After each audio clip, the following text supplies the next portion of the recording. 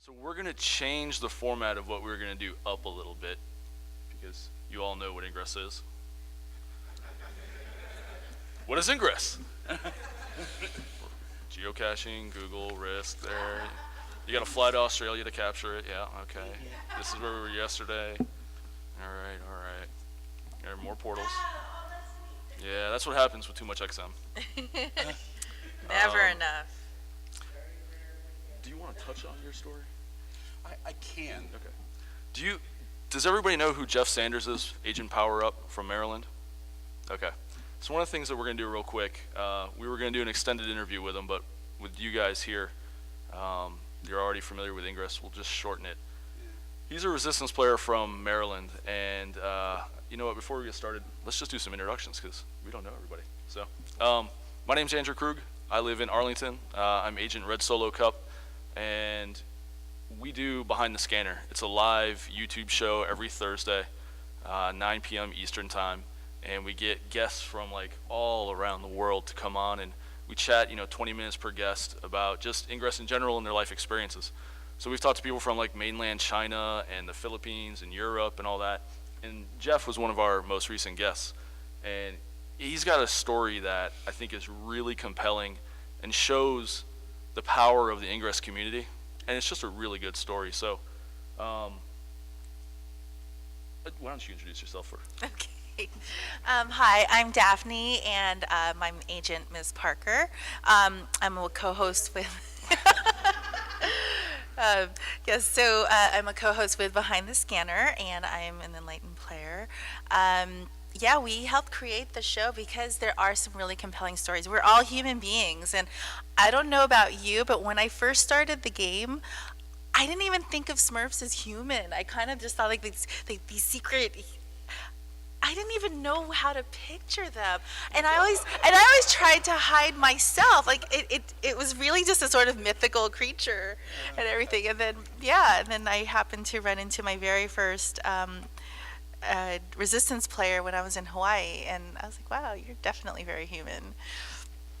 Anyway, so no, everyone has a really cool story, and so this is a really great way to, once you actually meet someone in person, they can be cool. They can be jerks, but they can be really cool, and we want to bring that out find out those hidden stories. So we had heard about Mr. Jeff here, and and so great to have you on the show and have you here today. Thank you. Really appreciate it.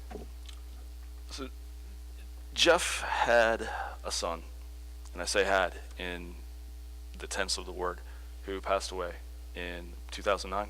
Yes. And the story of his son Jason and how the Ingress community came to help him with the healing process is very powerful. And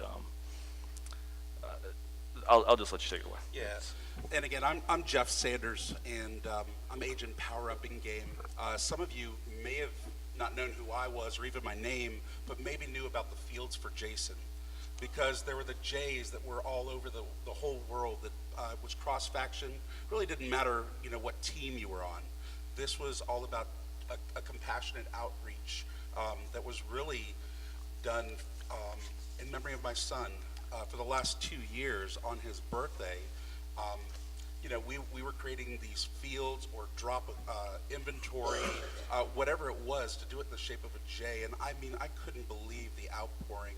I think one of the pictures up there, and I can't see what's on the screen, but I do know that, like, if you look in the top, I guess it would be the right corner for you, there's a huge J with a shield around it. That's covering all of Israel. It was the very first time that they ever had a cross-faction event that they knew of, and people gathered together. They made just an incredibly beautiful design, and that is literally going from the Mediterranean Sea all the way to the Gaza Strip. It's just incredible, covering the temple, but it was like that everywhere. It was in Malaysia, it was in Canada. Wherever you went, people were submitting these things from around the globe, and I could not believe the outpouring. It was remarkable. I had come up with the idea. It was early on for me in the game. I had started, I guess, in April, and in June was his birthday, June 26th. And I had an idea that, I was seeing these fields that were starting to pop up. I'm like, wow, this is great. It's a beacon people see this all over the globe. All you have to do is just turn on Intel. And I thought, man, wouldn't it be great? It was sort of last minute. I'm like, wouldn't it be great to put up some fields in the shape of a J, just a remembrance, just something to do for them. And but I didn't know how to make that a reality. I didn't know how to reach the wider audience. We already had some big name players out here, and a particular guy in Resistance was Nicholas Moore. Every time everybody hears his name, they usually take a drink. So,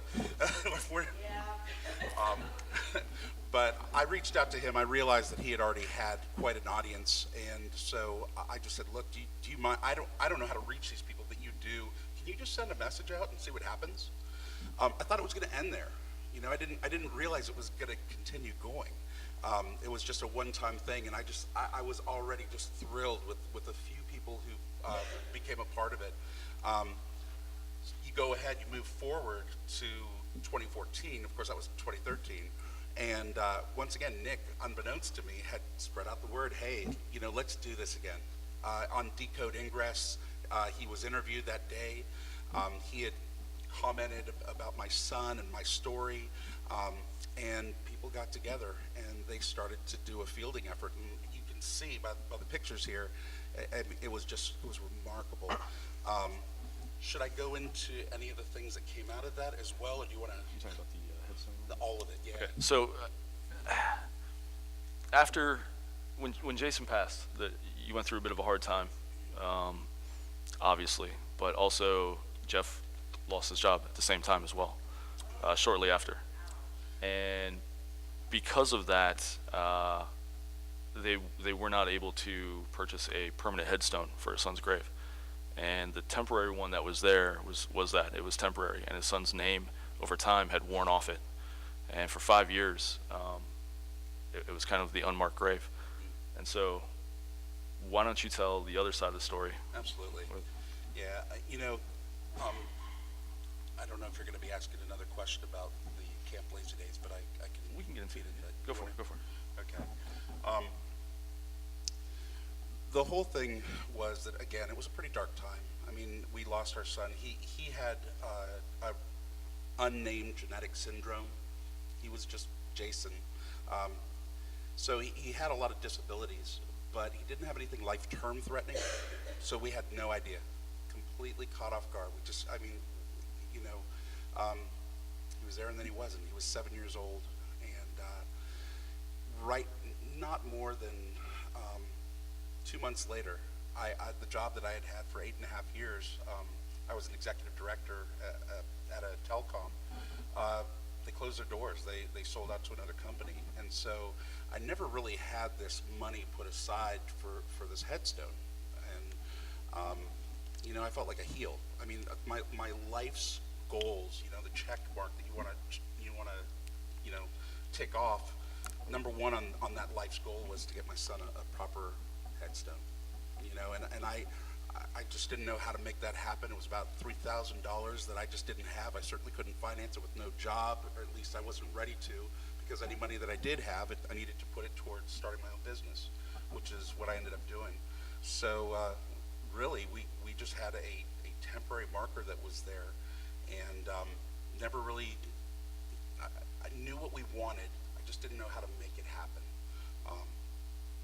Did you want to ask about the? Well, so, you know, one thing that's great about the community is that outside the game, you know, everybody's red on the inside. They're not green or blue, right? And so people heard the story, and some folks put together a collection to try to get a permanent marker for him.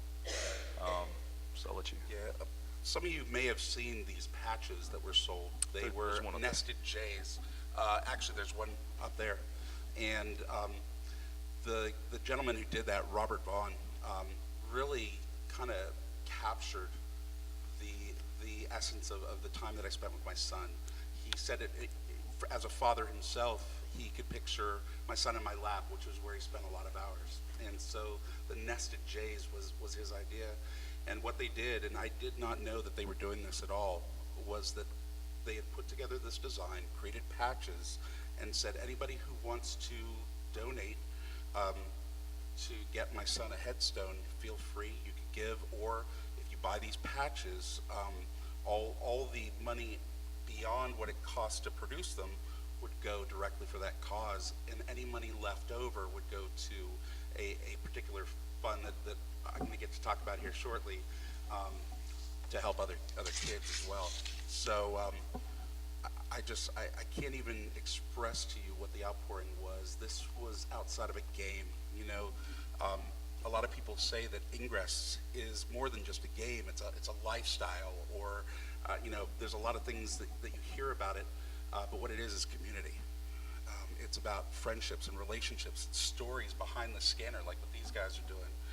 And I'm certainly one of those. And I could have never imagined when I got into this that these people become like family to me. And again, it's not about a faction. I mean, my resistance family certainly were the ones who were putting it together, but my enlightened step family. Fair enough. Yeah. Adopted family? Adopted family. Redheaded cousins, nobody likes to acknowledge. Yeah. Marriage somewhere. Somebody went another direction. You know, they really stepped up, and it was really incredible.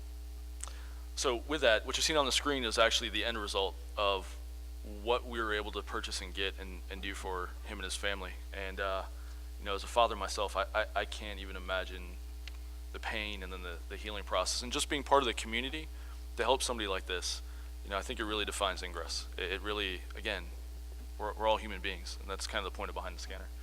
And so the last thing we'll touch on real quick is the ability to help others and pay it forward. And so from the funds that were left over and his other time and other money he's been able to donate, he's donated to a really worthy cause. Yeah. Through those 5 years, we would have had enough money probably to get the headstone.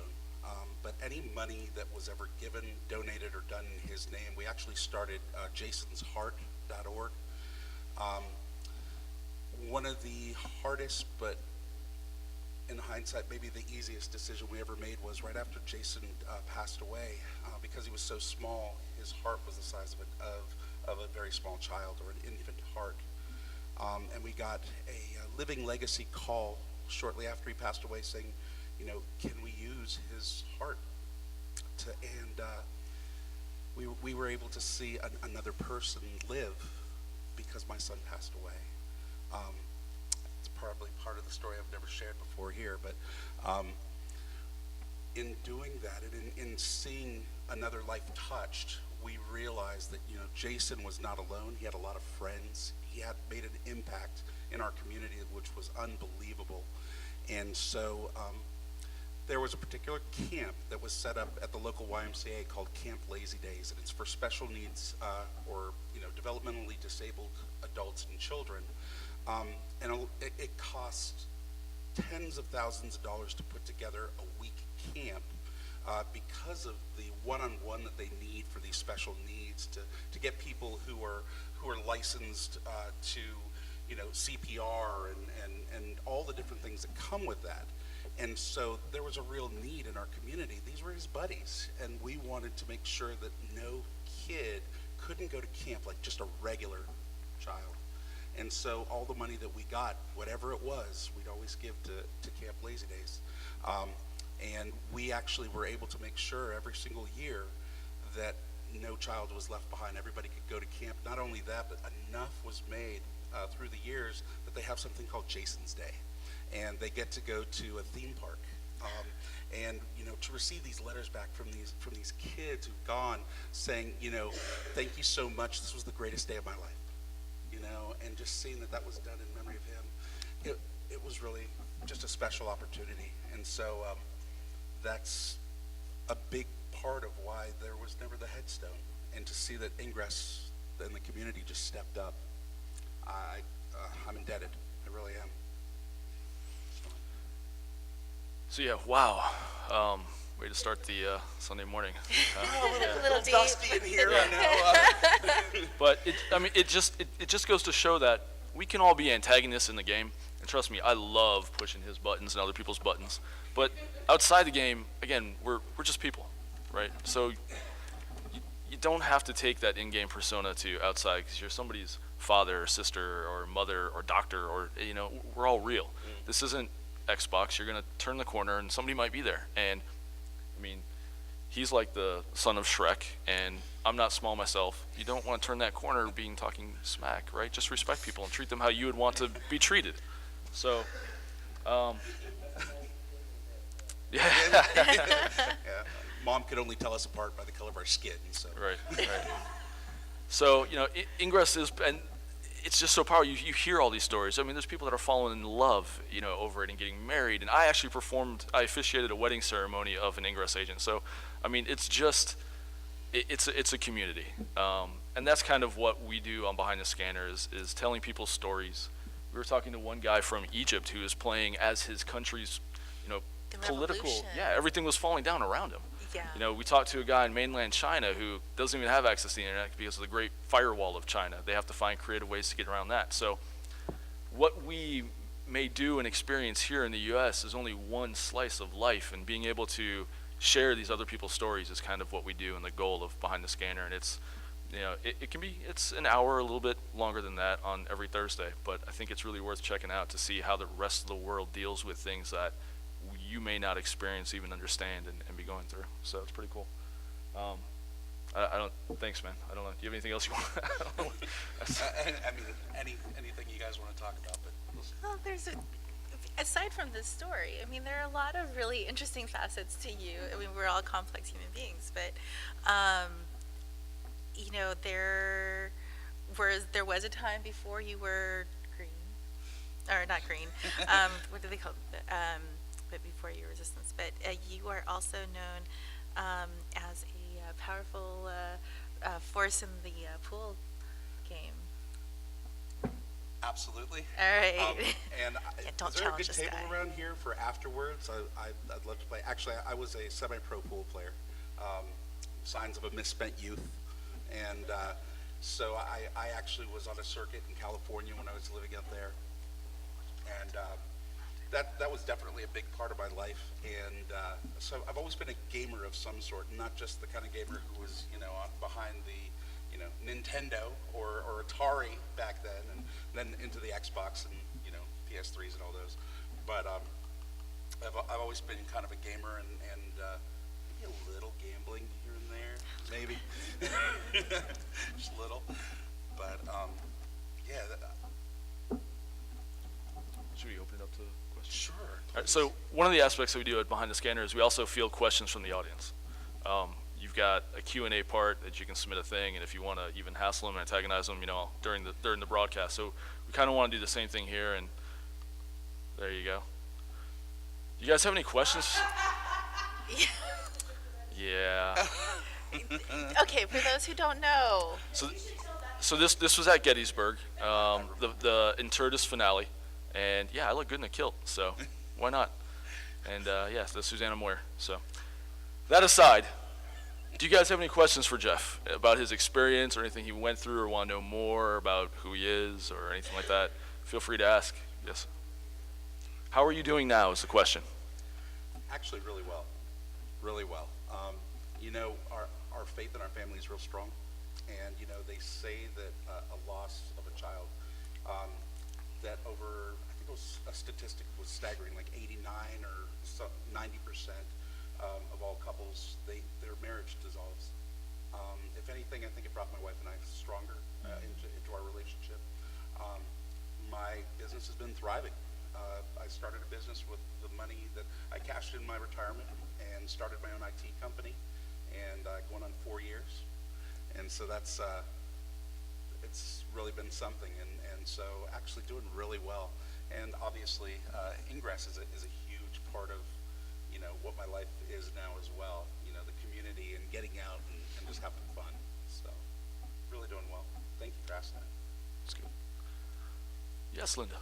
I'm curious, as a business owner, how Ingress, as someone who suffered from many hotel rooms with cheese and crackers and wine network, do you think Ingress is a good business network? I can't imagine a better business networking tool. You find people from every trade and anything else in this, business owners, professionals. I cannot believe the contacts that I've made in here. If I'm ever looking for a programmer, because I do some web design and web optimization, you know, it's easy to find somebody in this community. This tends to be a techie community, you know, as a whole. And so it makes a lot of sense that I'm an IT guy, but I mean, there's so many of us in this field, you know, getting coverage, finding people that I meet and trust, who I could send out on a job or have put, you know, do an installation of servers like I did in Annapolis a couple months ago. It's really incredible. I've never seen a network that moves as quickly and has as many skill sets as this. And I do happen to be in far too many hangouts. And so my reach. They need a hangout badge. Yeah. They really do. I have one. Do you? I'll give you, I really do. A patch. Yeah, it's, no doubt. I have a patch. I'll Very send you cool. one. So, but yeah, I've been amazed. Like anything that I have an interest in, the world's become much smaller, and it feels like nothing is unobtainable. When I was on Behind the Scanner just a few weeks ago, they had asked me about these craft beers. I have a love of craft beer. Well, the #1 rated beer in the world just happens to come from Vermont. And you know, Vermont, it's just there's no distribution. It's in Vermont, and I wasn't going there anytime soon, but it just so happens there are agents there. You know, get in touch with an agent, have them pick me up some. They're going to an Anomaly. Hey, I'm going to an Anomaly, meet up, and you know, it's just incredible. Everything is obtainable. It seems like now. So it's a little prohibition's dead. But that's Resource actually shares. that's actually an interesting point because, you know, Ingress, we all have the common goal of trying to make green or blue portals, right? And that really transcends whether you're conservative, liberal, gay, straight, black, white, whatever. I mean, everybody comes together and they're just a homogenous group, and it really transcends boundaries, which is another very important aspect of the game. I think that a lot of people it doesn't get trumpeted enough. You know, there's all walks of life that play it. Grandmothers are playing it, and kids are playing it, and I mean, everybody's playing it. So, you know, it's one of those things that can truly, I think, bring people together. It's pretty cool. So, any other questions for Jeff? No? Yes. What was it that got you to start playing the game? What was your interest that brought you in? I love this question. Oh, good. Yeah, I do, because actually there was a local enlightened who played on the Eastern Shore of Maryland who gave me the invite into the game. And I looked around me and he was telling me about the game. I'm like, you know, I don't think I'm really going to do this. You know, I have a company, but I travel all the time. So yeah, I guess I could check this out. And, so he gave me the invite. And I looked around and I said, everything's green. I said, I think I'll be blue. And he looked at me and he goes, yeah, How's that worked out for you? That's worked out pretty well. Actually, I'm still just about the only blue in my area. I live in a sea of green, but he has since said, his name's Jamie Cornell, he's Life on the Shore. He has since said that if he had any idea how involved I'd become and how much I'd really end up playing, there's no way he ever would have given me an invite. He said, I would have twisted your leg. He goes, you would have been green for sure. But as the game really went on, and as I learned storyline and plot and everything that was going on, I knew I was in the right faction, actually. You know, it started by just looking around and seeing green everywhere, but it turned into like, you know what? This was providential. I definitely knew I was on the right team for me. Anybody else? No? Okay. So what we want to do next is questions for you guys. So, how many people have been to an Anomaly event or a site? Okay. So they do these sort of contests there where they ask a bunch of questions. They have like an AP contest and all that sort of stuff. So we figured we'd do the same thing here. So the first question is, who has come the farthest for MAGFest? Is there anybody from outside Maryland? Outside Virginia. Pennsylvania? Where are you from? Where? Philadelphia? I think you might be the farthest. Linda, you can't win prize. Yeah, 'Cause sorry. You work for them, so. He's not here,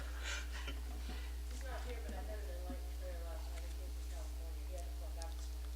So Wow. I saw him playing around with Falcon. And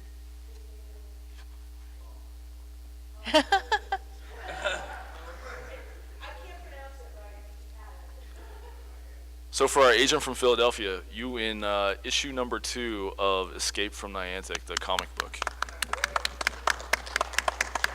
Oh, you know what? And we also have some other swag for you. We'll give you the behind the scanner card. There you go. Wow. kidding. Oh, aren't you? Yeah, from that's around there? my area. Yeah, I grew up in San Francisco, but yeah, we both established we were both Northern California.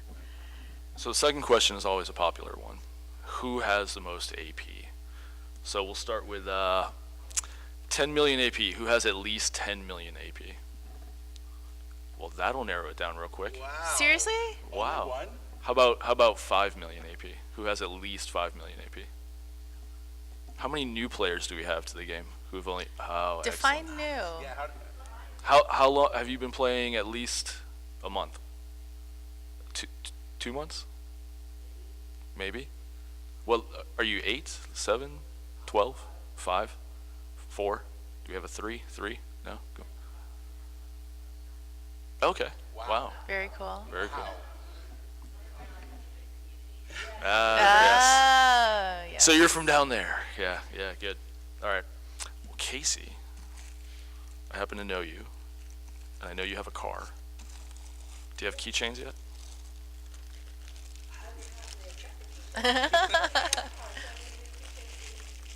Well, we have the special Founders Badge keychains nice. that none of you will be able to see from where you're sitting. So there you go. And for you new players, if you want, we have some other keychains. So green, blue, come up, you can get one too. Nice. Yes, thank you for sticking around and getting up early. Green, right? There you go. Green or blue? I know. Green. Oh, yeah. Yeah, the next We're going to take a scanner. Yeah. Blue? Green? That's it. Green and blue. I understand that. It's a level 8 one. But Are you in Southern Maryland? green. Is that- I do have oh, green. Gosh, Not that one. turnover down there. You have that one. Nate. I believe It happens. It happens.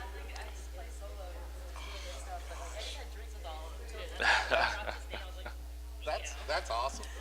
New Yeah. player? Yeah, I spent a lot of time in your area. I have a single one left. There you go. 13th layer added. 13th layer added. No, stop it. You know that I've been woken up in the middle of the night by a green field over me, and I've woken up, rolled over, turned on my scanner, which I never do, and there's a field over me. I'm like, I got up and I went and took it down. It's for real. We tried. Yeah, don't, but you're not getting up quite yet. It's funny. All right, so question number 3 is always a fun one too. Who has the most unique portal visits? So do you have, let's start with 500. Does anybody have at least 500 portal visits? We'll give people time to open up their scanner. See.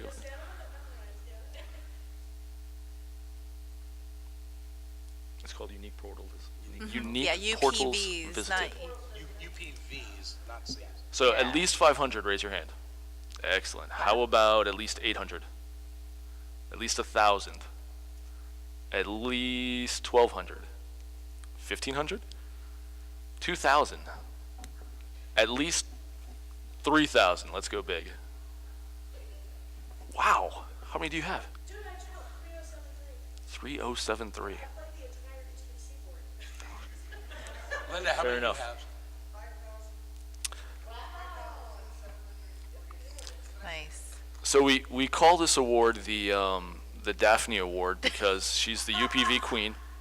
She travels everywhere. This is a picture of her a year ago in New York. I do. I was the number 5 Platinum Explorer, first female. Sorry, that's just like my only real available bragging points. But currently, I'm at 18,591. Oh, that's awesome. Yeah. You know, it's You- funny. I was just in New York last weekend, and even though I was in neighborhoods I've normally been, there's so many new portals. I actually added about 300 more, just going my normal little commute, just hanging out with my friends. So if you want to up your portal visits other than downtown DC, New York City is the place. Oh, Philly. Philly was one of. In fact, we actually had a group of enlightened players. We called each other the Glee Club because we were all trying to get our Platinum Explorer badges, the Global Enlightened Explorers. And we had about a dozen agents from up and down the Eastern Seaboard that all met up in Philly, and we just did unique tours, which was fun. Richmond was another destination very popular destination for unique explorers. There's probably a city, if the city has more than 100 portals, she's probably been there on the Eastern Seaboard. Yeah. I had a spreadsheet. I normally don't track things, but yeah, that was the one thing I really wanted. So was Casey, an you can explorer badge. claim a green Helios badge and a Miss Parker Darsana sticker badge. if you want. Very nice. All right, so last question, then I promise we'll move on. Who has been to the most anomaly events? So, who's been to at least one anomaly event? Who's been to at least 2 anomaly events? Who's been to at least 3 anomaly events? Oh, we have a tie. We have a tie. Okay, tie. That's fine. That's fine. We'll go with a tie. Which anomaly events have you been to?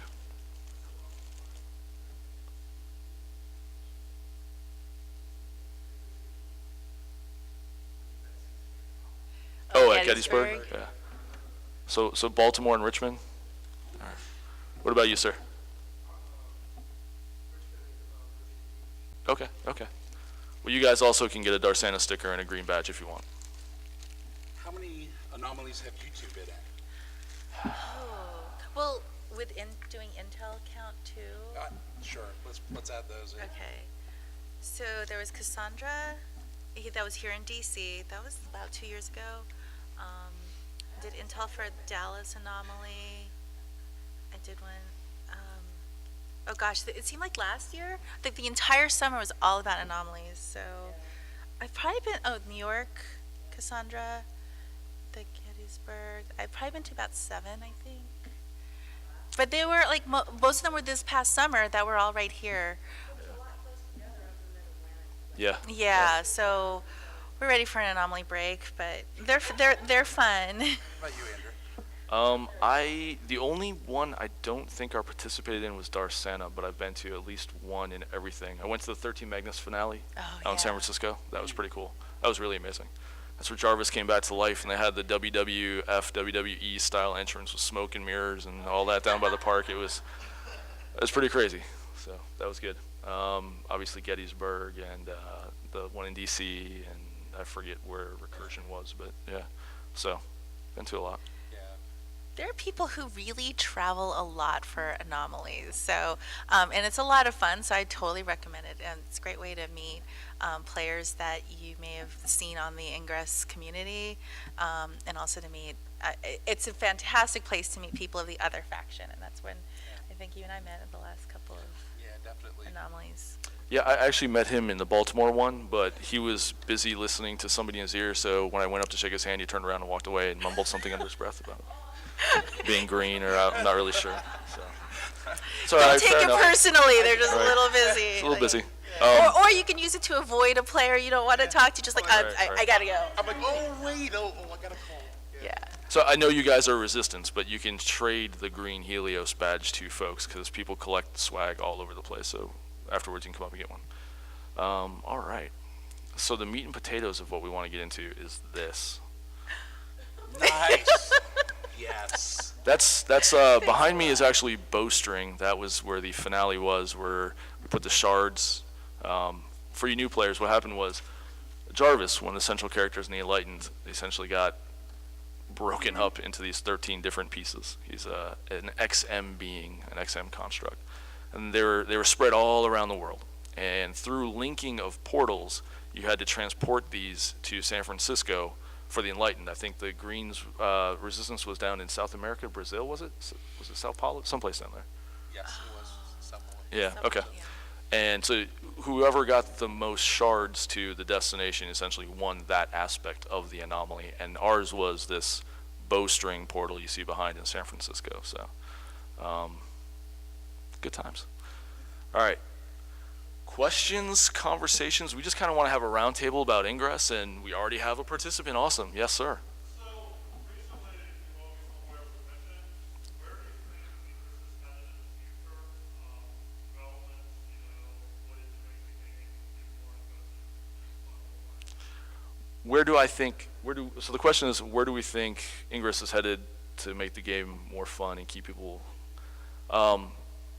I don't even want to pretend to know what's going on in the mind of Niantic, because who knows? What I would like to see, what I think we would like to see are, wow.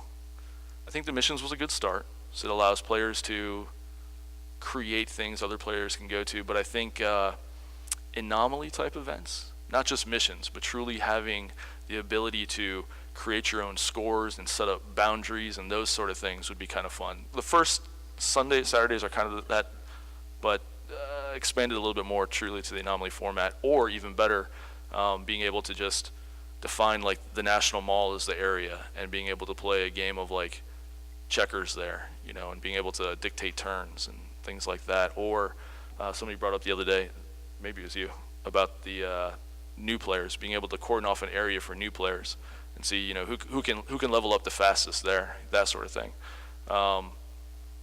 I don't know how feasible that is, but sort of opening up the game board, if you will, the world, to allow people to construct things and being able to say these certain people are partaking in it. And so anybody can really do anything, but those people would get the points for doing whatever that event was. I don't know, what do you guys think?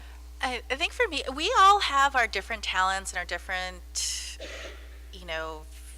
interests, and I think for me, obviously it's Explorer, and I like with the Glee Club and even just the missions have really pointed out that there's some really interesting history that you are normally not aware of unless you actually read what's going on in the missions. So what I would hope that maybe they could do is eventually maybe partner with travel organizations and historic, they could even do like work with the History Channel. I know one player here who's designed a mission that mimics John Wilkes Booth's escape route after the assassination of President Lincoln. And it's really strange you wouldn't know this, but he did a lot of back and forth just north of the mall. And it sort of makes you wonder, like, well, what was going on? But you're literally walking, or you can literally walk in footsteps of these historic figures. And I would love to see that a little bit more, because I like that sort of historic fiction, or kind of living this sort of thing that we, and in places that you visit, we live in, and forget that from our everyday lives that, we literally are walking in these same footsteps. Google's brilliant, obviously, and the fact that they purchased Niantic, I think that they really knew what they were doing, and looking towards the future of what they're doing with this, it's obvious that this game is a tremendous data mining thing for them, which is actually great. If you take a look at the other apps that Niantic has, you may not be familiar with it, but they also have something called Field Trip that you can leave running in the background whenever you go to a new town, and it uses a lot of the information like we have provided through the game that tells you, coming up in 2 blocks on the right-hand side is this. Do you want to go? And it gives it an explanation of what it is. Maybe it's a place to eat. Maybe it's a museum. Maybe it's a, something artistic. So they're using that information already, but it goes even beyond that. When you take a look at the missions and how it ties in with the information that they've been getting, really, this is setting it up for people to be able to really take a trip anywhere. And when you're in a new area that you've never been in before, because of the game and because of what we've been doing, people will see things they never would normally see in a community. And you can, I really see that they're going to continue not only the gaming side, but continue building up this database of great places to go, things to see, people to meet, look at the history, the missions, like you said. There was a group down in Southern Maryland that just created 19 missions, I believe it was, that makes the flag of Maryland. Incredible. incredible. Just, people are very creative in our communities. And so the things that they're working on, I think that plays hand in hand with what Ingress is. I will say that I do think I would like to see a little bit more quality control on things that get opened up to people as well, because the missions specifically, there's a lot of freaking missions out there now, and some of them, I realize it's very subjective, right? But I think when you get the majority of the people who are downvoting something or just not doing it, it kind of speaks to that mission, possibly that creator. I don't know the way to solve it. You still want to be able to engage the majority of the group, but there's just got to be a way to make things a little bit better. I don't know if that's crowdsourcing it to people to, kind of like what they're doing with the portal appeals. Once it gets so many upvotes, then they'll look at it. And I don't know if there's a way to do that with the missions as well. But Good question. yeah, good question. Anybody else? We're here to debate the merits of Ingress and everything about it, so please don't be shy. This is not being broadcast. It won't go out. Well, it is being recorded, but yes, sir.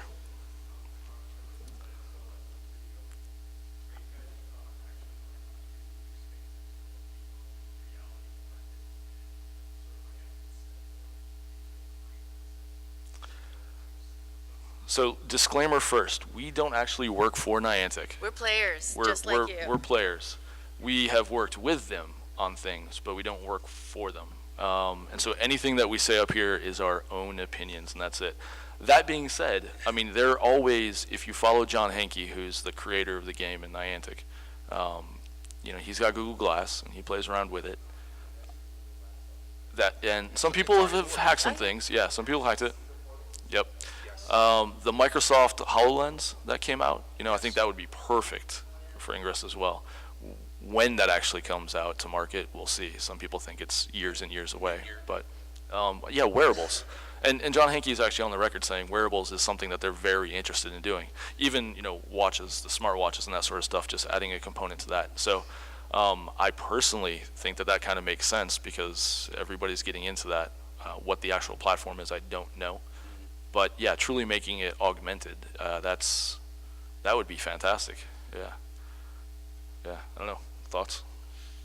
I'm thinking the same thing, and there have been ports to Glass and to the watches that people have done using the API, and they've definitely already started doing some of that. There's also been some third-party apps that are kind of funny that you can actually point your camera towards the portal, and you can actually see it light up and do stuff. I don't know if you guys have ever seen those before. No, But that's cool. yeah, it already exists. It's been there for a while. But I think that is a direction that they probably should go in, just based on the augmented reality that we're already living in on our two-dimensional scanners. Why not bring it to 3D? How awesome would that be? Does everybody know the history actually of Niantic and how they got formed and all that? Show of hands, no? Okay, so real quick educational segment. So Niantic is actually owned by Google. They were spun off from Google. John Hankey, who founded Niantic, actually had a company named Keyhole that created Google Maps. Before it was Google Maps, it was called Keyhole. Earth. Well, Earth spun to Map. It's the same product, I believe. So Google bought Keyhole, and John Hankey went with it. Obviously, smart man, right? John Hankey's background, though, is he created one of the first 3D games, Meridian 59, 51, something like that, before Doom and all those came out. So he's got a background in this, and he basically said, at one point in time, I'm thinking about doing my own thing, and the smart guys up at Google that run it said, well, hold on, we don't want you to leave. What if we kind of gave you carte blanche to do something within Google? It's owned by Google, but you can have your own board and all that. And he said, okay, sounds fantastic. So they started Niantic, and they started with, I believe, Field Trip. And then that spun off into Ingress, and there's going to be some other things that come out of it. So that's the background of Niantic and how they got founded and how that all started. So, yes, ma'am.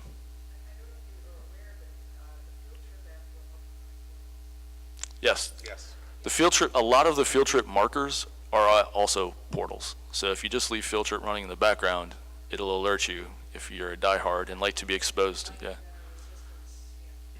Exactly. Yeah. So if you didn't hear that, there's an Enlighten and a Resistance add-on to it, so it'll point out your own factions or others. So yeah, pretty cool. Yes, sir.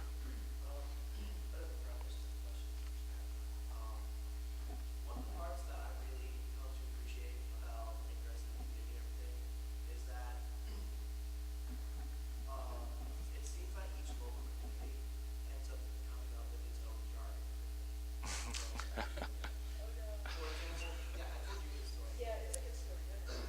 For example, in Richmond, we have what are called goat links. In Richmond, we have what are called goat links, which is when usually a newer, inexperienced player Right. Yep. Yep. throws a long link between an area that's supposed to be fielded more densely and just like throws it all off.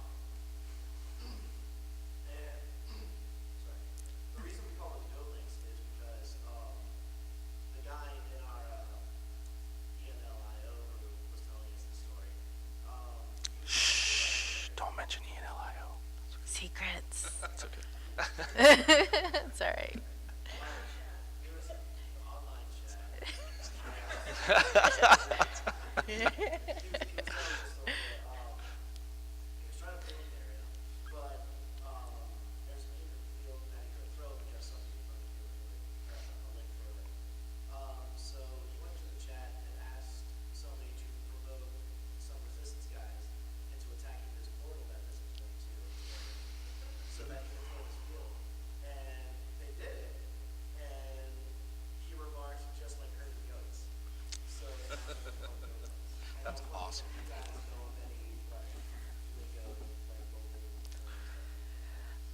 Mine are usually not very family friendly type of. It's MAGFest though. They swear It's on the very- schedule, so it's yeah. okay. You know, we have a term here in DC, and I know that actually the Resistance have a different one, but instead of goat links, it's dick links, and the bigger the better. Because it's difficult in DC, especially. I mean, I kind of live like in the very central part, so to do like more than 2 or 3 blocks is actually a pretty big accomplishment. And because there's so many portals now and it's so dense, you'll probably end up making 2 fields out of that link. So, yeah, that's my favorite term. But the local Resistance, they call them cow links or fuzzy links, because there was a player here called Red Fuzzy Cow who just she's a long-standing player, but she's also very casual, and she just like, oh, I'll just link here, I'll just link there. And so they're called cow links. Does everybody use the word derp though, like a derp link? No. I no? don't think, well, because a good friend is a player in New York whose name is Derp. That's why though. Oh, really? Because of him? Okay. See, it's funny, like you all get these like different stories, you get different sides of the stories, and so this is.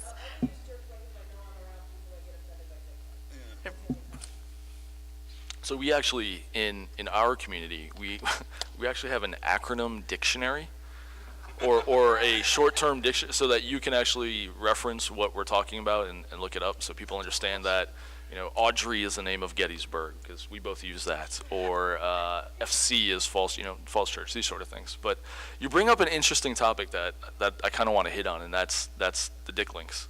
You know, we've seen people get in fights over that. Oh, you know, gosh. This is within the factions. This is my area. How dare you make a link through it? You know, and people get really That's really on both possessive. sides. That's not just the Right. No, enlightened. I don't think it's Oh, yeah. it's not. So, you know, here's, as a person who was at one point, you know, a founder of a community and had to deal with this a lot and talk people off the ledges, there's nothing, only the game dictates what you can and cannot do. Now, as part of a community, would it be great if people said, hey, I'm here and I'm going to link it? Yes. Is that really realistic, though? Not really. You know, use it as an opportunity to reach out to that person and explain to them why what they're doing may not be ideal, or hey, maybe that portal is your guardian, or you're using it for another mission or something, if you can. But we have a very sweet woman in our Alexandria chat who, if you own a portal and she's going to link from it, will try to contact you and say, hey, is it okay? Every single time, which is amazing and very nice. But I think she spends more time trying to reach out to players than actually playing the game. So the game dictates what you can and can't do. And I get how people get possessive over things, but the reality is I can link from everywhere the fuck I want to wherever the hell I want. And you can't stop me. So people need to get over that mindset and use it as an opportunity to teach and learn and bring the person more into the fold and get them involved in the community. Can I ask a question of the audience? How many of you have actually gotten over fights because of portals? Anyone or any or particular activity? All right. Very civil. Okay. Add something to what you said. All of your points I totally agree with. I think some of this can be subjective depending on where you play. For example, if you're in a city that's constantly flipping, that sort of minutia can be exhausting and almost pointless. I play in a lot more rural area where a jerk weight can screw up an entire farm for people who don't live close to another farm where they can fix it. The closest 8 farm for me is an hour away. And so when somebody F's up my farm, I now have to take an evening out to go farm instead of just running through town on an errand. And I think also when you live in an area that has fewer players, then it's easier to communicate and reach out in your local chats and just say, I'm planning on making this big ass field over blah blah town. Does anybody have a problem with that? And on the other hand, if you don't get an answer right away, that's kind of how it is and people need to get over it. So I think on both sides, it's polite to ask, but it's not required. And on the other hand, if you miss your opportunity to say something, that's how it goes, and just the resistance can control and get rid of it for you. Move on. Sure. But I think my point is more of the initial reaction shouldn't be condemnation. Yeah, The initial reaction should be that of inclusion and trying to teach. So, the reaction should ever be no. condemnation. Even if it was stupid, it was probably accidental, or it had another purpose. May not be your purpose, but maybe they had a plan for something. Right. Exactly. But you know what? The other thing is, you don't know what the other person is doing. So what may look like a dick link to you might be their mission. It might be. The other day, I was chasing level 13, although I've been playing since like November of 2012. No. Yeah, no. And so, the best way to do it is to make fields and links. And so I was going through an area and linking it up, and I was trying to fill in places to get the fields and all that. But there was a few where, hey, 2.3 kilometers? Yeah, click. So, it is what it is. But again, the first reaction shouldn't be one of badgering and belittling. That's not a community. The community should bring the people in and try to reach out to them and say, hey, look, just FYI, this area is my farm. And even that, though, is kind of, it's portals that are convenient for you, right, for your farm, but they're not your portals. Even though the tag says owner, Exactly. it's not really yours. So, Sometimes, a lot of times it'll go through it, and what happens is you can't field them to each other, and so that makes it not as protected, because the links and fields have the mitigation protection.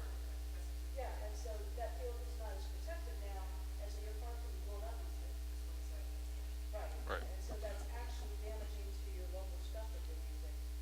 And, and like I said, what is convenient for you, not yours as you're the only person. oh, and I totally get it. We all have things that are very convenient for us that, we view as ours. But at the end of the day, it just isn't. And I think there's easier ways to go about it that expend a lot less energy than trying to chase somebody down and scold them, and then the ensuing fallout that inevitably happens, and people leaving chats, and then you have to find the mediator who goes in and tries to work smooth things. So it's just, I don't think that the first course of action, or even second or third, should be that. Now, if by times 10, they keep continuing doing it, maybe there's things you can do to ostracize, correct, throw your own blockers if they're coming from certain places to mitigate it. So, good topic. Don't, one thing I tell people is don't take ownership of the portal, then nobody, we can't become part of it. As soon as you say, this is my area, my thing, you're opening yourself up to the other side. I don't have anything that I own right now, and it's free. I will. Well, and here's the thing is, it's helpful to communicate with other players because you do see things from your perspective and you don't see it necessarily from their perspective or their reasoning. And this actually happened between the two of us, where I had just seen part of a temporary memorial to Jason is a group of, or two portals in the Healing Garden and the Children in play. Children at Play Healing Garden. at the Healing Garden that he was using as, it was a level 8 blue portal as a beacon. Well, but hold on. You need to back up and explain the significance of those two portals and why you chose them to be like a memorial in the game. Absolutely. Going back early on in the game, I realized, just as I wanted to make fields for Jason, that level 8 portals are a virtual beacon in this game. If you go into Intel, it doesn't matter how far out you are, you'll see the level 8 portals. Realizing that, now again, I had already said, I live in a sea of green. There has never been a level 8 portal in my area that was resistance of blue level 8. It never happened. So I had submitted these two portals. This is long before they were doing the stats. There were no guardians. None of that stuff existed back then. These were simply, the Healing Garden is a place in our community for people who have lost children. And usually it's something that others have purchased something in the name of or in memory of your child. It's not something usually parents did. It was friends or relatives. Just a really great place of remembrance. And in this place, I thought, man, how appropriate is this to create portals here? Never having any intention. I understood early on, but look, I don't own anything. This is a game. You know, it's most probable that people would come and take these down. But, you know, what had ended up happening was that, so I get these portals that become level 8s, and of course, they're not only a virtual beacon, they're also a destination location for something to destroy if you're enlightened. So people were coming through. And, you know, the last thing that I really wanted these to become was a point of contention. You know, that's no kind of memory. I don't want fights over this. I was very thankful that I had players on the resistance side who felt so strongly that they wanted to defend these, that they were out there getting people's faces. But I'm like, look, that's not what this is about. So basically what I did is I came out and I talked to our local Enlightened. I said, here's the deal, guys. I'm not laying ownership claim to these. I understand this is a game. I don't want to use these tactically. I don't want to field off them. I'm not here to farm them. They're just a beacon. That's all it is. If you guys choose to destroy them, that's okay. I'd prefer if you didn't. It'd be really cool if you didn't. But if you do, I get it. You know, it's a game. So what happened was on both sides, we both let people who were coming through town, enlightened or resistant, just say, hey, do you mind just kind of ignore these, don't keep on going, just look the other way. But really, there was some contention early on, but it really changed, and people recognized what it was. I did end up getting a Guardian Onyx off of it, which I thought was really significant that I did it on something in memory of my son, but I never did it with the intention of getting something as a reward. It was never intended for that. So that was a great side thing that happened. But, So you should have left them level 7 because nobody cares about level 7. You make a That's level hard. 8 and it's like everybody loses their mind. and I would always double flip them. I'd make sure that they only had my name on them. There were no hacking mods. They were always, you know, very rare shields, and that was really it. That was. But you're right. I could have avoided all this just by leaving them 7s. You know. No, but I only heard half of that. My perception as Enlightened and not in his community specifically was just that there was a lot of contention back then. And if it weren't for us meeting at the Anomalies and me finally feeling comfortable, like, hey, so this is something that I know about you. Let's just talk about this because I want to know, like, as you seem like a really nice person, and I can't imagine, like, you've got these gang of, you know, computer nerds trying to, like, no, but that was my perception of the gameplay in the Eastern Shore of Maryland.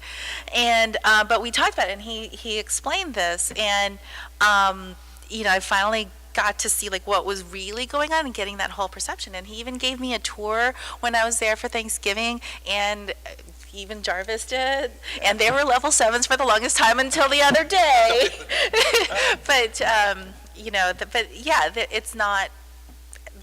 Gameplay is gameplay and whatnot, but it's helpful to actually talk to other players so that you really see what the full story is. And I would not have known. And in all honesty, if I'm spending a holiday weekend in the Eastern Shore and I see that there are blue 8 portals, yeah, I'm going to blow those MRFers down. Good topics. Any other questions, topics you guys want to fill us up? Let's go with you. Yes.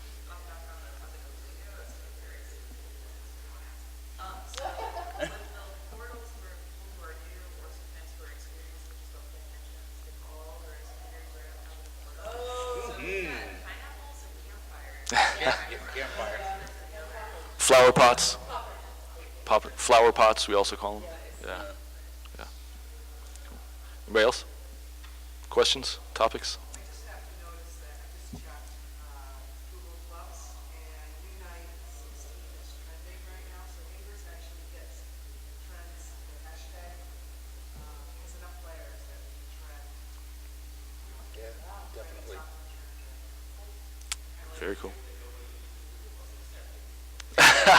No, in all honesty, that is my understanding from people who work at Google is, yes, that Ingress has really revived Google Plus. Yeah. Yeah. Well, actually, as a web guy or as an IT guy, I do see Google Plus as the best way for a business to really network and to get all the services that Google offers, like the maps and the phone numbers and the listings. And, Google Plus has a great place with identity as opposed to like a Facebook, which is kind of it's a social media for individuals. Google Plus is a great one for businesses. And I've found that I can really do some web optimization and get a website out there by using the Google Plus for an individual company and give them an actual Google Plus web page. So I don't know if you guys have even seen any of that, but it's a great tool. Yes, sir. Oh, you missed the intro. Here, let me go back to the beginning. Invitation for you. Yeah. Actually, wait. No, wait. We'll rewind for you. Hold on. Here we go. Yeah, everybody here was seasoned players. All right, so what is Ingress? And you guys can feel free to jump in and correct too, but it's basically like the board game Risk mixed with geocaching from Google. So this is your game board, the world, and all these little dots on it, and this is a really high level view. There's more if you zoom in. Are places to go and capture, blow up, and it's basically blue versus green. The difference between this and other games, it's geolocation based. So if you actually want to capture Australia, you have to go to Australia to capture it. So this is where we're at now. I took this yesterday. No. No. I took this yesterday. So this is the National Harbor, and these are all they're called portals. They're points of interest, basically. And you can go capture them, and the way it works essentially is that each portal has 8 slots. Think of it like for a battery, right? So you can put 8 batteries in a portal in order to power it up and make it more powerful depending on the level of the battery. The battery is called a resonator in the game. The beautiful thing about what Niantic did to force teamwork is that what you see here, I'll use the virtual laser pointer on the right, is that if you're level 1, you can fill it up with 8 level 1 resonators. If you're level 2, you can only put 4 level 2 resonators in there. If you're level 8, you can only put 1 level 8 resonator in there. And this becomes pretty significant because level 8 right now, in terms of portals, is the highest you can make them. So in order to make a portal level 8, you need 8 people to put a battery, a level 8 battery, a resonator, into it. So that's where the teamwork comes into play. And that's where Google Plus and these communities come into play. It really forces people to have to get together and play together. And then you all go out for beers or drinks or something afterwards. So there's a whole social aspect of it. It's not just you go to a place. Now you can play this way. You can play Lone Wolf and go to a place and just walk away. But at some point in time, generally, even the Lone Wolves get sucked into it. So, and then it has kind of a bunch of gear. You've got your offensive things. Well, this is actually the battery, the resonator. Like I said, there's levels 1 through 8. You've got your main weapon, which is the burster or bomb. Capsule, you can put some gear in. Then there's some modifications you can make to the portal to either make it stronger offensively or defensively. You've got like a little recharger cube here that gives you more energy. Then you've got some other offensive weapons, and then these cool things here are called viruses. So instead of actually attacking and trying to blow up a portal, if I have a virus and it's within range, I can just instantly flip the portal to my color, or the opposing color if I needed to for some reason. And then this is kind of what it looks like in the game. So you've got all these little portals all around. If you were to download the app and look at it, you've got this little action circle here. So the portal, if you want to interact with it, deploy on it, add mods to it, it's got to be within this orange circle. Your bombs can reach out beyond the circle, but if you want to interact with the physical portal, it has to be within that. And I think, somebody correct me if I'm wrong, it's 35 meters, 40 meters? Yeah, 40. 35? We're getting differing opinions. Okay, 40. And this little bar up here just tells you how much energy you have left, and your level, and some other cool things. So it's a geolocation-based game of basically warfare with two sides, green and blue. So there's a whole backstory to it. The backstory to it is very fascinating, but it's an augmented reality game. So in order to fully get the story, you need to follow the characters. You need to follow them on G+, or follow the accounts on Twitter, or go to anomalies and watch, videos and interact and interviews with them. There's a group called Operation Essex that does a fantastic job of distilling all this information down and gathering it.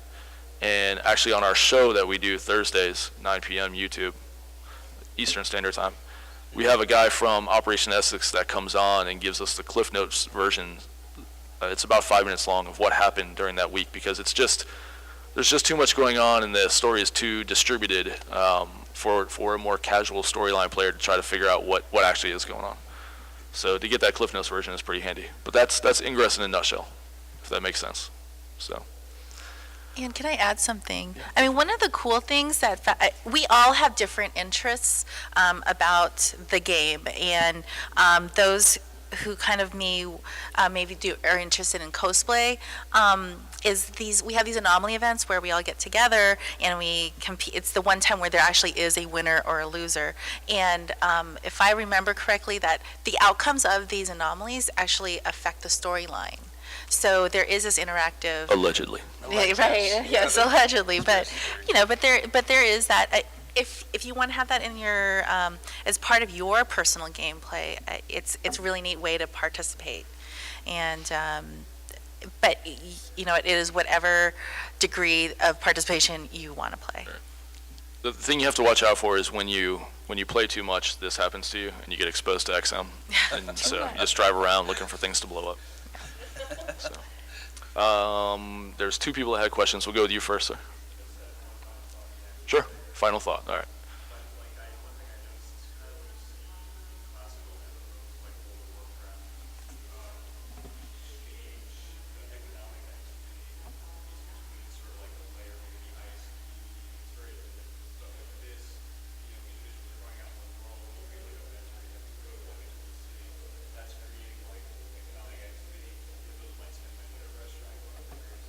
Absolutely.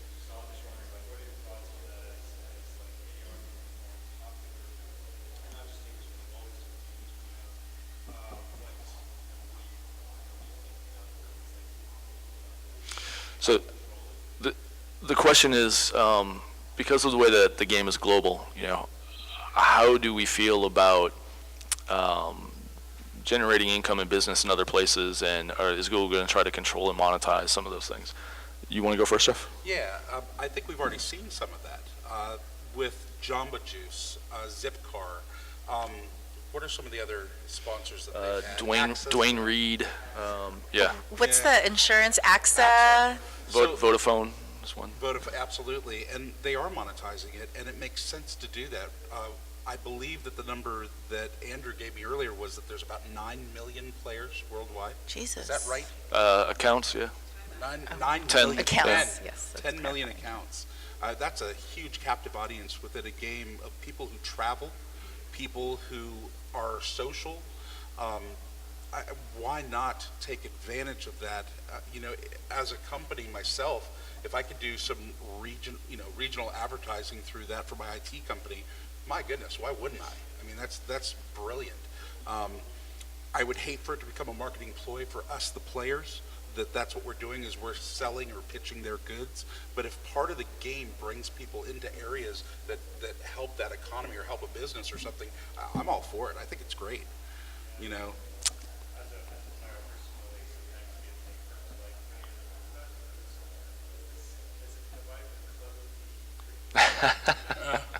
Yes, Linda. Actually, a story to tell about that. Do you And early on, this is a story I was told later, I didn't know it was happening at the time, but I was doing events in Detroit.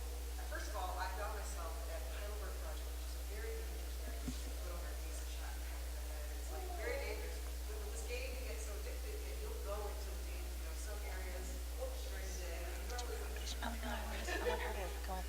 Linda? Then you realize that they're not as dangerous as you think. Linda, I know the story, and I think it's really fascinating, and I want to make sure everyone can hear it. So yeah, if you don't mind using the mic, it's really cool. So, so anyway, I discovered that a lot of the areas I've been led to believe living in the suburbs of Detroit that were dangerous downtown were not really as dangerous, and a lot of the residents were nice, and so I figured this game was addictive enough we could get people to go into some of the more distressed areas of Detroit. So I went around and I took pictures of portals in the Cass Corridor, Woodward Corridor, and I was having events, and we'd go downtown, and we'd have usually about 20 or 30 people would come, and we'd have breakfast downtown, and then we'd go do the portals, and then we'd have lunch, and then we'd go afterwards in the evening and have beer.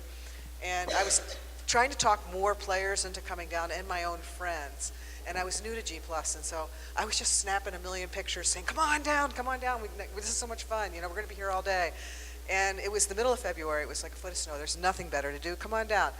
And what I didn't know is that on one of the events that I was having, John Hankey was in California, and they were having, Google was having a big event at Stanford, and they advertised the heck out of it, and like 3 students showed up. And it was because, students are busy, and they don't have a lot of time, I guess.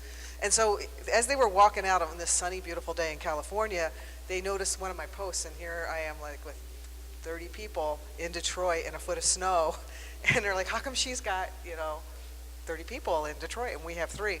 And so I just noticed a few weeks later that I'd see ding, ding, and it'd be Google people, and I'm like, Google's blessing my posts, and are they blessing yours? And they'd be like, no. And then like a month later, John Hankey flew out to Detroit, and he said they had seen some of my pictures and were touched by how Google was touched by how bad things were in Detroit, and they didn't realize how bad it had gotten.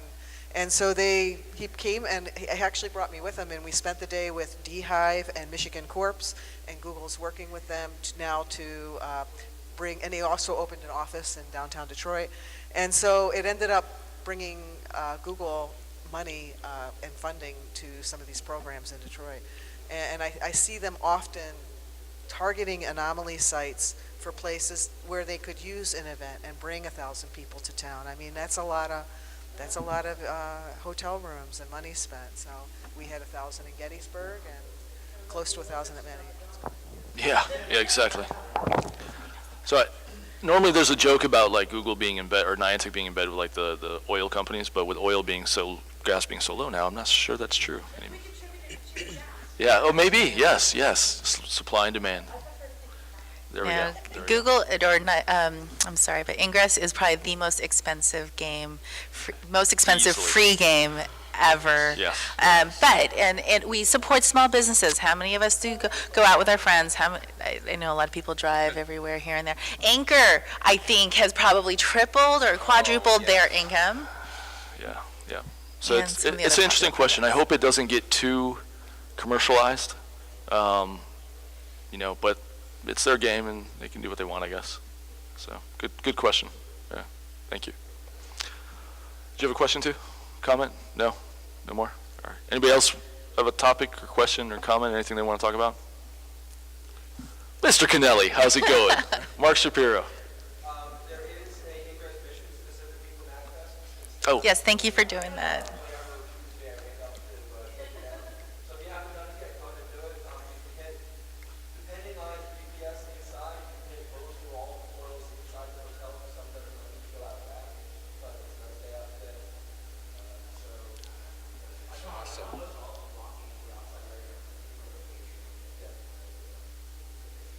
So what about, I'll bring up a topic then. Where did There it was go? one more. Oh, back does somebody there. else have a question? Okay, yeah, sure.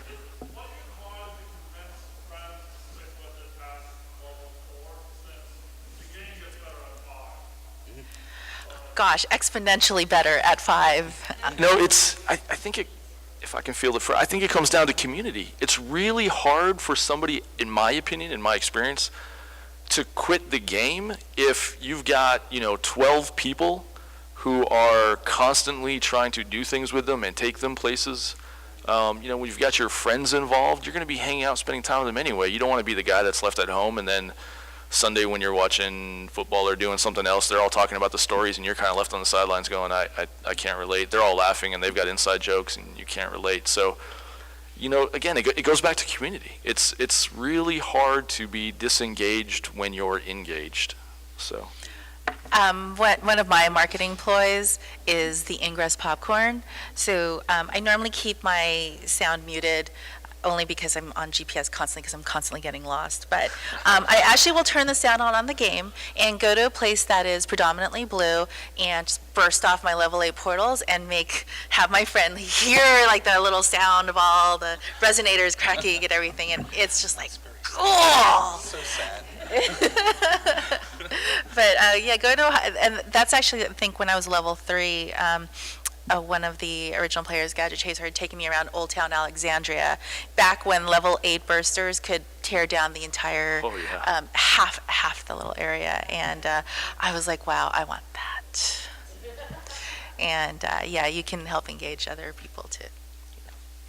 Yeah, I come from a different perspective only because I live in an area where I can't keep resistance players. I tend to lead in a lot of other communities that are not in my area, and I love to train up new players, and get together with them and invite them in. And because of the incredible dominance of numbers-wise of the enlightened players and how hard it is to level up in that environment where you can't even make a decent farm to get equipment and you have to really go outside your area and drive long distances, I've struggled. I'm the lone survivor really in my immediate area between the Bay Bridge and Pocomoke City. I'm one of 2 resistance players, and that's a tremendous distance if you've ever driven there. So I haven't learned what the secret sauce is. I don't know what keeps players.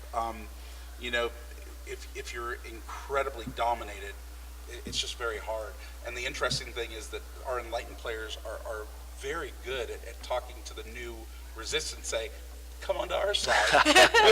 we'll supply you everything you need. Look, and so a lot of times we'll get somebody who'll be new. They'll be blue for a month or however long it takes for them to switch. And next thing you know, I'm like, hey, great, there's another enlightened in my area. This is good, And so I come from a real different perspective on that. And I actually don't know what the answer is in my rural area where everybody's already green. Delaware is exactly the opposite. Yep. It is almost all blue, completely, and and I don't know what fun that is, because if it's always staying one color or another. For me, I liked the changes that they made when everything was decaying really fast. Everybody hated it. People were like, oh, this is horrible. I'm thinking, wow, this is great. There's going to be a change of the landscape. You have to pick and choose which portals you want to keep up, because you can't have a whole area anymore that you're constantly recharging. So for me, that was good. That was great. I wish they'd go back. I like that faster gameplay. I was actually a fan of that too, Yeah, because I love it did create a less stale, in my opinion, game, and people had to react. You had to recharge. You had to go out. Absolutely. You had to be on top of it, and yeah. The less active players did not like it at all. Yeah. The people who were diehards, myself, loved it. It was fantastic. So. Good. Question? Are you stretching, yawning? No. For a while, it was all green for a time. So. Very brief time. Yes, sir. The interesting thing about playing in an area where it's predominantly one color is, if you're a new green player and you're in an area that's entirely green, you can't level up. There's nothing that you can do. And so you have to drive to somewhere else in order to find some new stuff to go up, or vice versa if you're a new green player.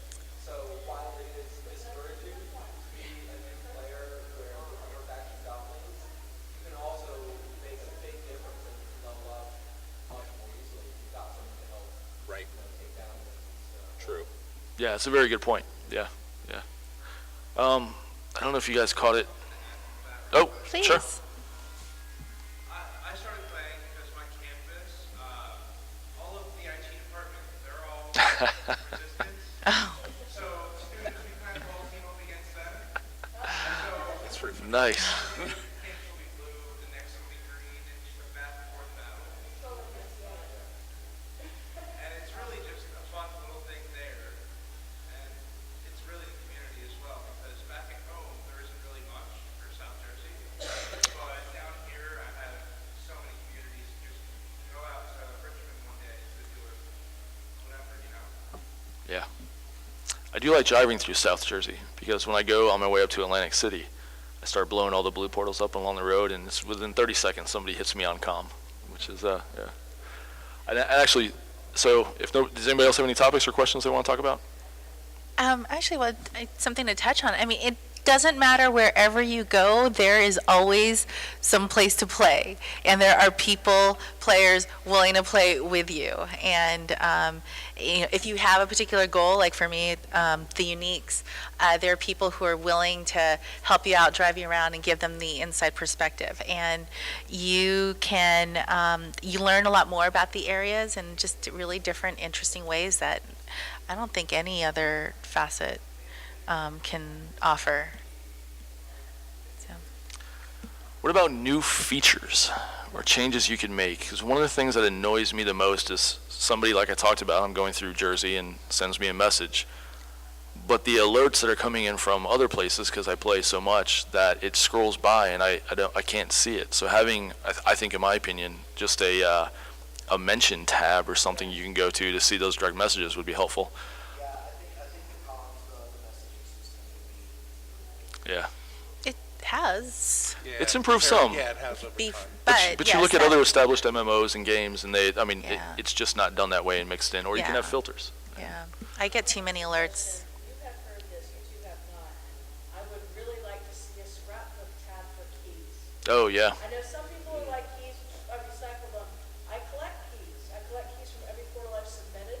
I collect keys from places I've traveled and all this stuff. I don't look feel off them, use them. I want to look at them and see what's going on, or if I travel there, I want to see what I'm walking into.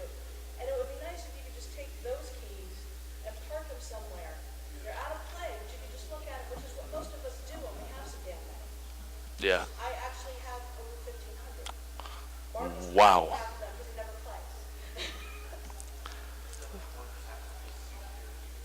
Well, yeah, just have a scrapbook tab and just, when they go in, they can't come out and go away. To make it fair, because you don't want them to be part of gameplay. That's not the point of carrying them around. I started screen printing, and I screen printed and actually I lost my keys in Charleston on December 13th. Oh, no. Okay, I was dropping capsules, I was dropping capsules in inventory for the player, and I dropped my two. Oh, Every single portal key that I collected, all of them. Devastated, but I just was like, oh wow, and she was in Charleston. Well, she ended up in Louisville, the person in Louisville took them, I don't know how it ended up on my way out here. They traveled person to person all the way up to Columbus from Charleston. Wow. Millions of these dolls that go around the country.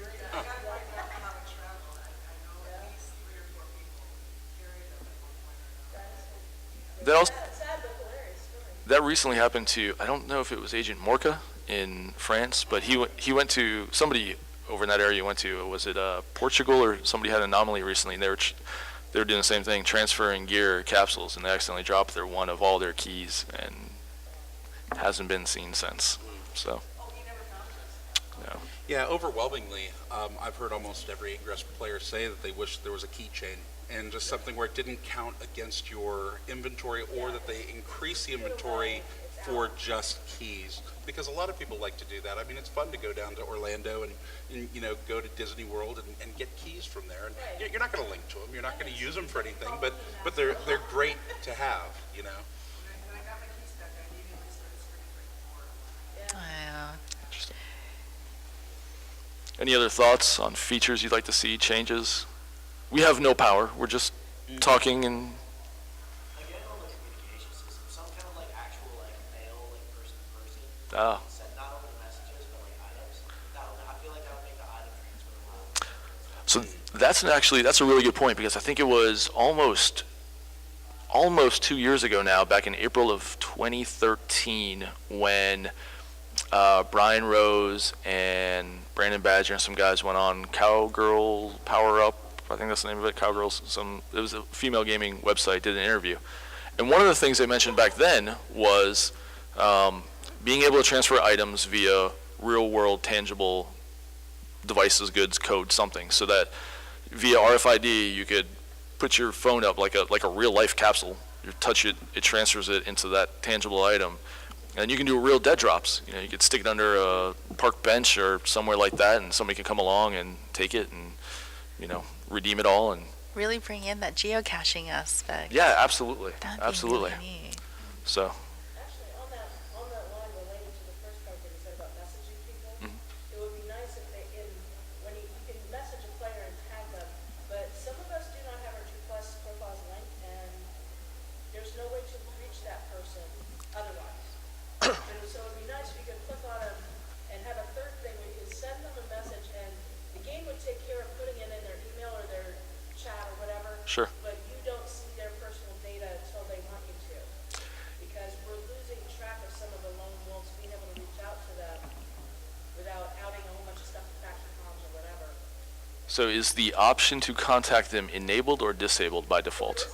No. If you had it, would you be able to contact people by default automatically, or would you have people opt in? But nobody can contact me unless they know who I am on G+. But I'm saying if you had your way, if you were king for the day, and you had a system where if I could message you in game and did at Ice Falcon, it would then send you an email on the back end and did its thing. Would that be something? Is that a feature that you would see being enabled automatically by default, or would people have to opt in? Yeah. Because it is going to send it to your actual stuff, so I think you should have control of it. Yeah, I think there would be an agent named Kennelly that would be sending me lots of messages into my email box if he had it. Oh, I'm just kidding. I'm picking on you because I love you and you're here. You're here. So. Something that I did, though, is an idea that I got from another player is I created a a Google account based on my player name. So I can remain some kind of anonymity, but, it's hi.missparker@gmail.com. And I don't care who has that email address. And Related to that, because the game is sort of tied to the Gmail you have on your phone if you have Droid anyway. So all that's preset up for you. So if you make a second account, won't it have a separate Gmail address? It's not a second account. it's not a second account at all. It's not related to Ingress at all. It's just strictly Gmail. And that Gmail account just forwards to my. Sorry, I don't know how to do that, because I heard about this, but I can't make it work. Sure, I'll be happy Sure. to, after this, I'll work with you on that. thought about doing that, but because I couldn't get it to work, I didn't do it. Oh, yeah, no, we can just forward it. Yeah, we can do that. But it's not related to the Ingress app at all. It's strictly Google Mail or Gmail. Because, yeah, if I could create a front account just for that, it would make it easier. Yeah, but I still have my old original Google Plus account. The G Plus account predates the game. Yeah, same. So I didn't want a whole bunch of people not, I wanted control over who sees that because it wasn't a game profile.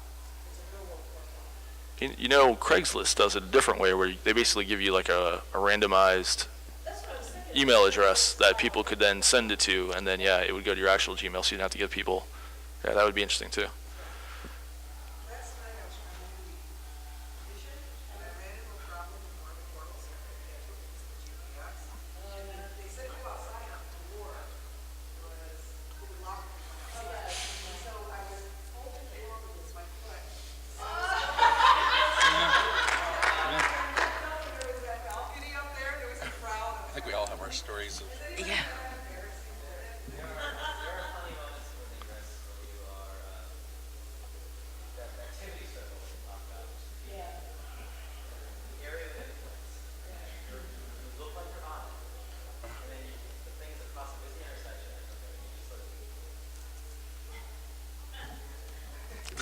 it works. Drift. Actually, we've got a really good story about that. There used to be multiple portals at the White House. In fact, there was one called "It's Good to Be King."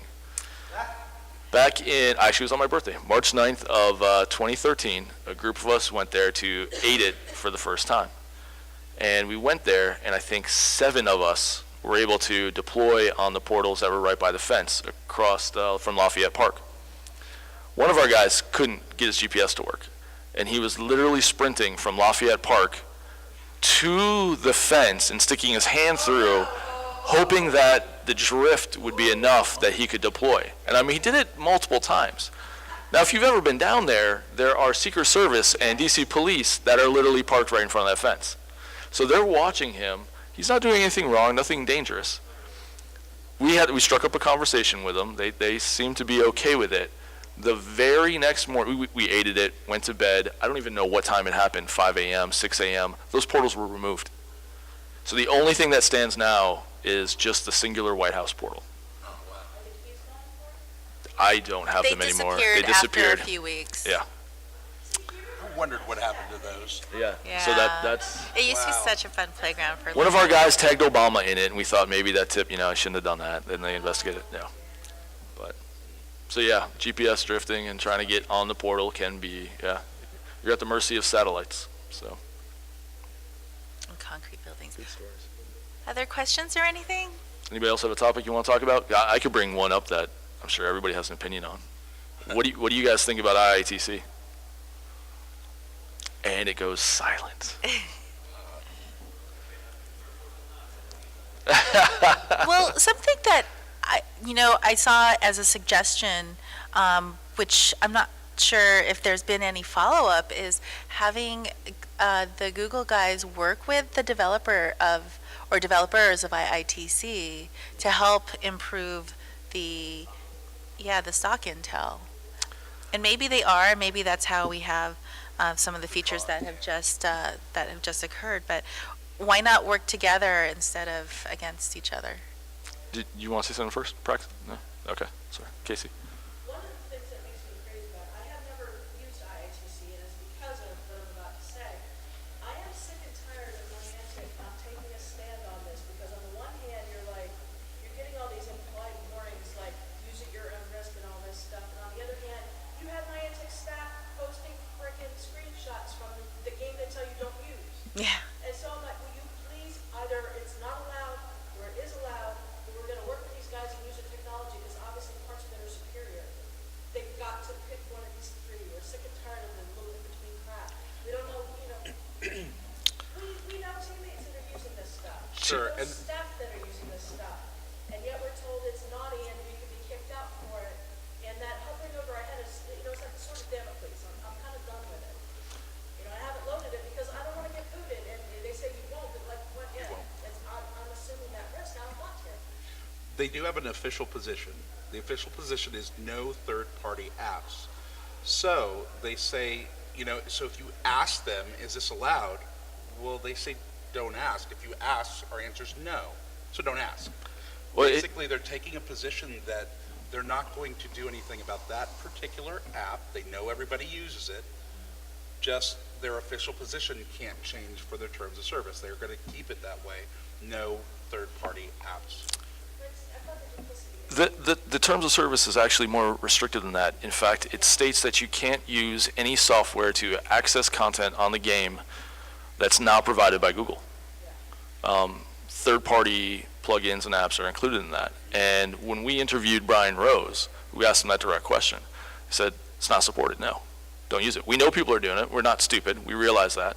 To be fair, I don't think any Niantic employee has posted anything publicly in a very long time, including a screenshot of it. I could be wrong. Well, the game's only been out since November of 2012. So in terms of game life, it's been a long time. Yeah. But, you know, technology, the implementation of IITC aside, because we could debate that for a long time. The IT guys realize it's just a JavaScript layer and it's just essentially a skin and it's not really interacting with the game or anything, but it is. But the bottom line is the TOS says, you know, you can't use anything that's not provided by Google, literally. So it's pretty black and white. Use at your own risk. You know, people ask communities, hey, what's your community's official stance? And it's like, well, the TOS governs it. You know, if you're going to use it at your own risk. So I think that would be the proper way to go about it.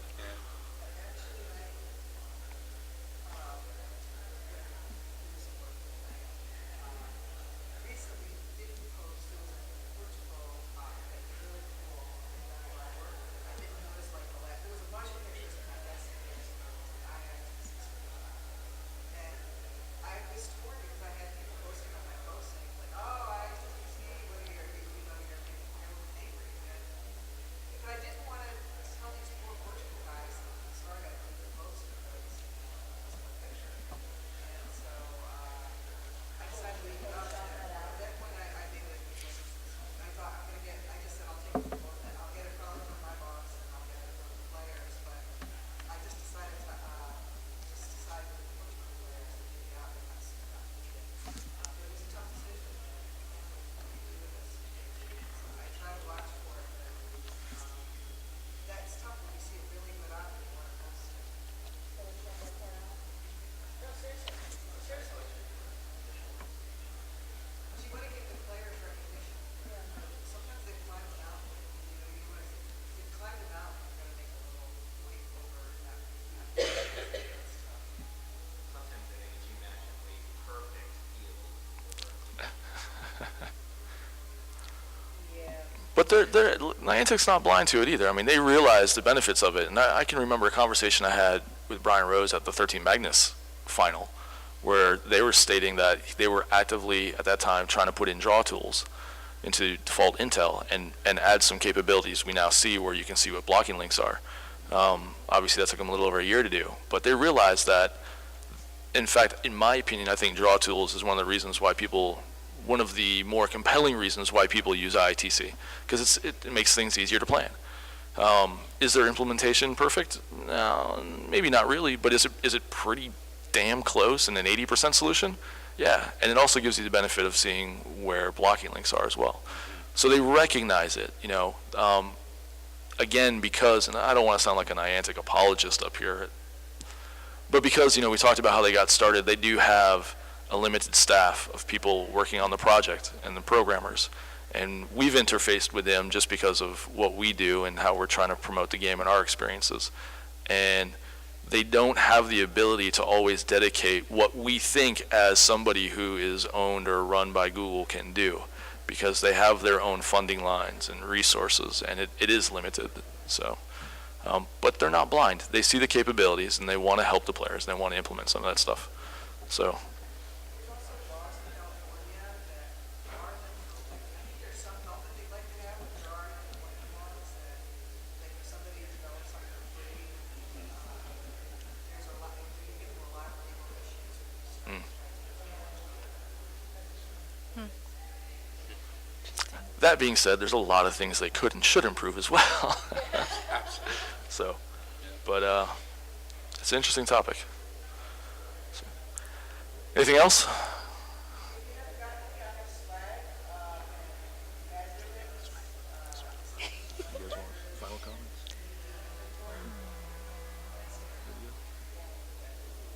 Oh, actually.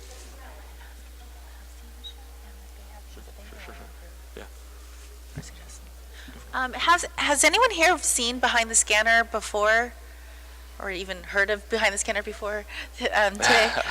Couple. I mean, we talk about some of the improvements that we'd like with the game, but here, talk to us. Is there anything that you would like to see, or any improvements that you would like to recommend for the show that we could start implementing?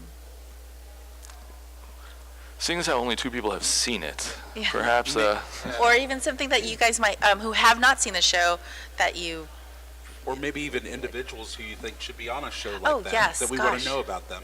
People in your local areas, perhaps. Yeah, if you know anybody who you think has got a compelling story or just interesting things that they've experienced through playing Ingress, let us know.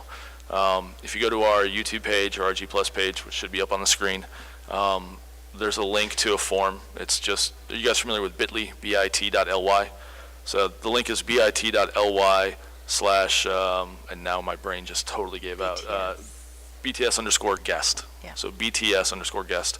And you can submit recommendations for people that you want to see. Yeah, And, there's a lot of really interesting players out there, and you even might be one of them. And yeah, we'd love to get to know people. Post out in the G-Plus communities asking for stories, because I think a lot of people may not realize that we do this. Not Some of us don't know everybody's stories, they don't talk about not directly, but it gets shared. It gets reshared pretty good. So it. we should do that. Call for stories. The only call for stories I ever knew was you guys in person. Really?